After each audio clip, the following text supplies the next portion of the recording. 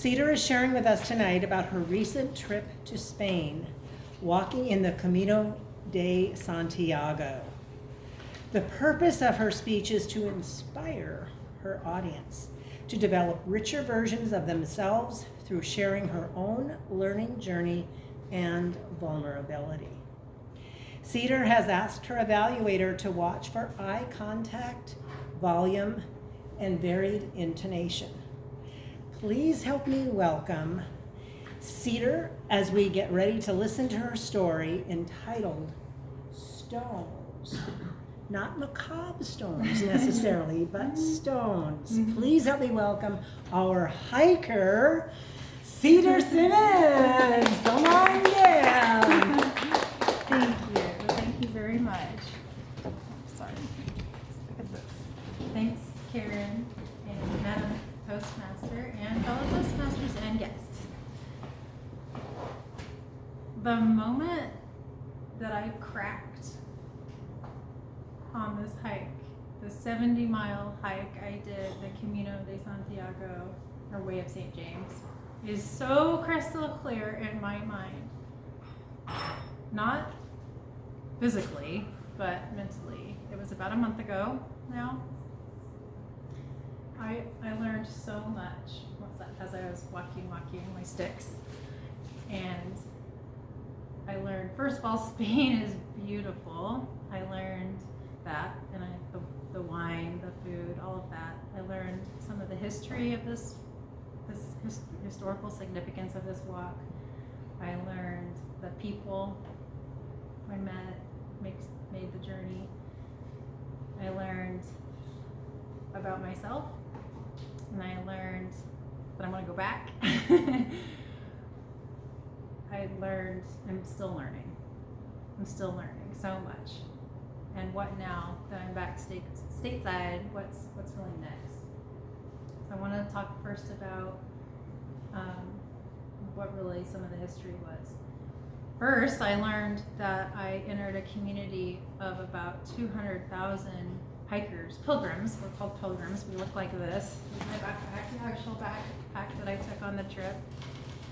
200,000 people per year make this journey today. Now, it's a 1,200-year-old walk. The door is stealing my attention. 1,200-year-old walk. Yeah. It's creaking. So the journey that I took a part of starts in France and then over the Pyrenees and ends in Santiago de Compostela, which I did it's 500 miles total. I did the last 70. And when you do finish, you get these certificates, which my mom and I both got, certificates of completion. And how do you know that we finished, right? You have to prove it. You can't just say, yeah, I did that. Well, what you do is you show them this passport. It's a pilgrim's passport. And along the journey, every day, you get these sellos, these stamps. And what this really is it's a pilgrimage to the bones of St. James are buried in Santiago de Compostela.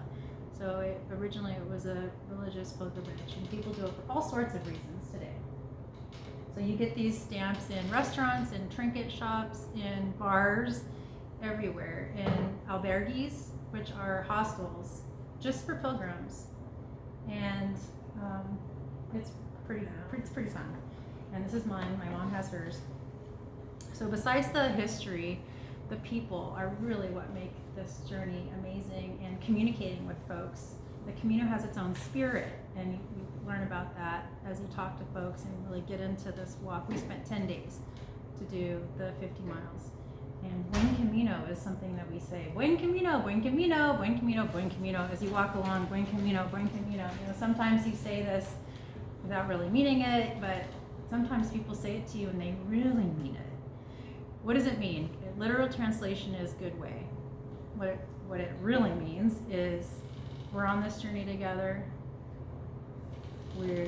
I've got your back, you've got my back, we got this. Because I mean, the complete 500 miles takes a month, and for example, one of the people that I met, that pilgrim that I met, my mom and I both agree is our favorite guy that we met on the way.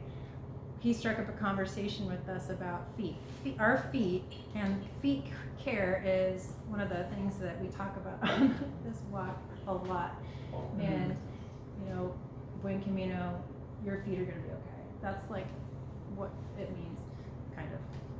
So about the people, my mom and I, we walked together for 10 days and we learned a lot about each other. She had her own Camino, I had my own Camino. But even though we were together every step of the way, wake up, walk, have coffee, walk, have lunch, have a beer, walk. It was, you know, go to bed, walk, wake up again, walk. It was very routine, very simple, but very complicated. Now that I'm back stateside, what am I starting to learn now that I put a few days between me and this Camino? You know, I started to learn that it's a transition. There's a transition period between something like that and the real world. So what did I do? I bought a book on transitioning back to the real world from the Camino. There are such books out there. It's funny. So I'm starting to read and let myself transition back to working 9 to 5, 8 to 5, 7 to 5, 7 to 6.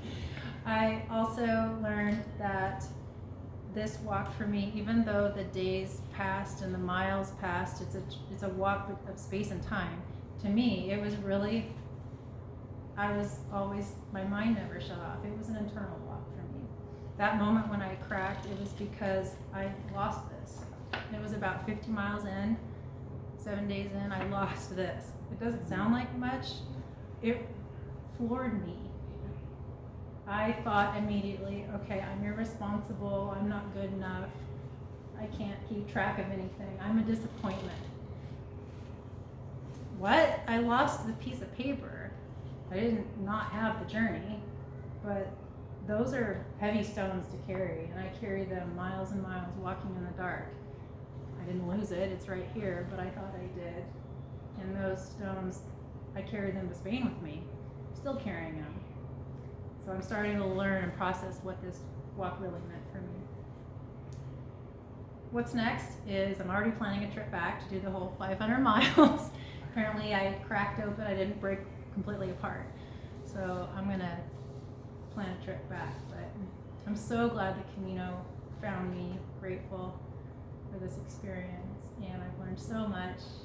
And even though I might not have that trip completely planned out, there's so many adventures right here at home with my new Camino.